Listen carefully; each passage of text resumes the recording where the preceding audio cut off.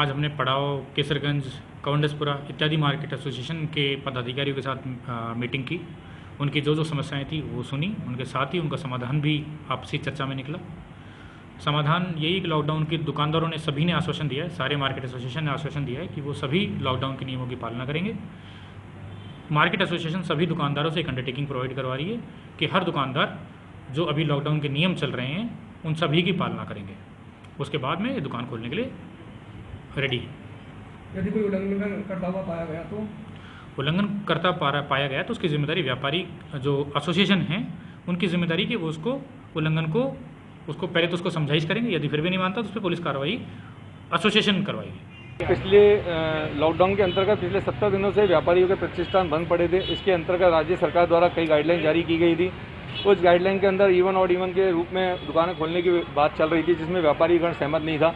सभी व्यापारी गण ने अपने प्रशासन अधिकारियों को लिखित में इसके लिए कहा और प्रशासन अधिकारी और व्यापारियों के बीच में सहमति बनी कि सभी दुकानों को खोला जाए, परंतु बहुत से नियम कड़े कायदे सख्त करते हुए उनकी पालना करवानी होगी, जिसके लिए जवाबदारी पदाधिकारियों की रहेगी। अगर किसी भी तरह की दुकानदारों के खिलाफ कोई शिकायत आती है तो उनके पदाधिकारी उस चीज़ के लिए जवाबदारी रहेंगे। अगर कोई दुकानदार पदाधिकारियों की बात नहीं मानता तो पदाधिकारी लिखित में वो शिकायत थाने पे देगा और थाने पे उसके खिलाफ मुकदमा दर्ज कराएगा।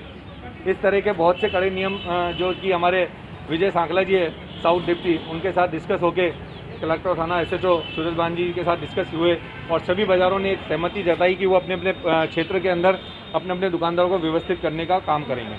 अच्छा, क्या मानते हैं कि जो दुकानदार अगर सामान अपना बाहर रखता है दुकान तो सर, इसमें सबसे पहली शर्त यही है कि दुकान के बाहर एक भी स्टूल नहीं होगा। दुकानदार दुकान के शटर के अंदर ही अपना कार्यभार करेंगे। दुकान का जो भी स्टाफ है उसको वो कम करेंगे। दुकान के अंदर सोशल डिस्टेंसिंग की पालना करेंगे, सैनिटाइज़र का यूज़ करेंगे। इन सभी बातों का जो कि गाइडलाइन के अंदर है उन सब की पालना करनी होगी और ऐसा करने से हम लोगों को अपनी सुरक्षा का भी ध्यान रखना होगा। दुकान खोलना एक हमारी मजबूरी है क्योंकि उससे हमारे घर परिवार चलते हैं, लेकिन ये भी सत्य है कि ये जो बीमारी फैली है, महामारी फैली है, ये सोशल डिस्टेंसिंग वगैरह को ध्यान में रख के ही दूर किया जा सकता है। बाकी अगर प्रशासन ये कहे कि व्यापारी 6 महीने 8 महीने घर बैठ जाए वो भी संभव नहीं है। तो व्यापार करना व्यापारियों की मजबूरी भी है, उसी से उनकी अर्थव्यवस्था बनती है।